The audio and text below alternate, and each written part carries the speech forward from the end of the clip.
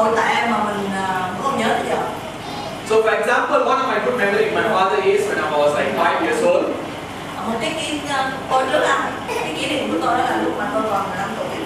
I will wait my father to come back home. Thì tôi đang chờ ba tôi về nhà. So when he come back home, he will take me for jogging with him. Và khi ba tôi về thì ba tôi sẽ dẫn tôi đi bộ.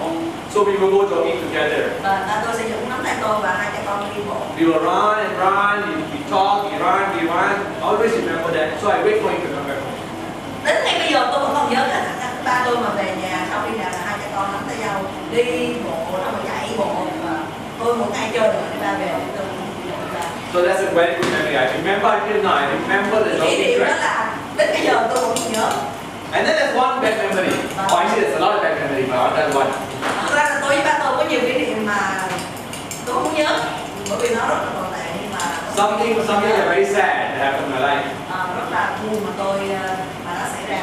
So one day my father came back home drunk. Đó là một ngày nào ba tôi về nhà và xỉn rượu. So my mother and father was fighting. Và ba mẹ tôi bắt đầu cãi lộn. So being the eldest in my family, I have to bring us first time. Tôi là con trai lớn. So I went and said, Mom, let's stop. Tomorrow we have to go to school. Và lúc đó tôi bắt đầu nói ba mẹ ơi, làm ơn dừng lại bởi vì ngày mai tụi con còn phải đi học. All of us are scared. Bởi vì tất cả đám em của tôi bắt đầu sợ hãi bởi vì ba mẹ cãi lộn. My father was so angry. Lúc đó ba tôi bắt đầu giận hơn nữa. So last time we had this one table, so big table. On top of the table there's a glass. There's like a very thick glass. Và trong nhà thì lắp tôi có một cái bàn.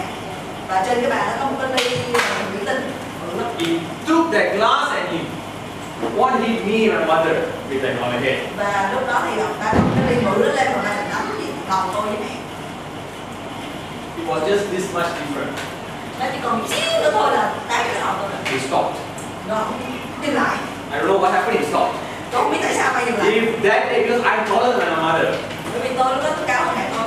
So if I hit, my head is gone on that day. Và tôi không biết là chuyện gì xảy ra bởi vì cái sức mà ba tôi tát xuống rất là mạnh nhưng mà ba tôi dừng lại. Until now, when I think about it, I get scared. Like, oh my goodness, what happened in my life? Khi mà tôi nghĩ tới hình dung tôi còn chuyện sợ nữa bởi vì nếu gì xảy ra nếu như cái ly mà ba tôi tát nó thẳng vô mặt tôi mà không dừng lại.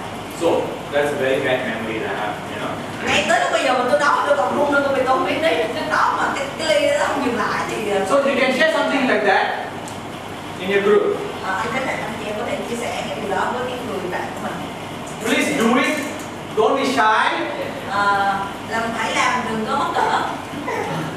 Because God is here. Holy Spirit wants to talk to you. Bởi vì Chúa đang muốn làm một điều đó nó bằng chúng ta. Be real. Cho nên hãy cởi mở học. Alright? Được không?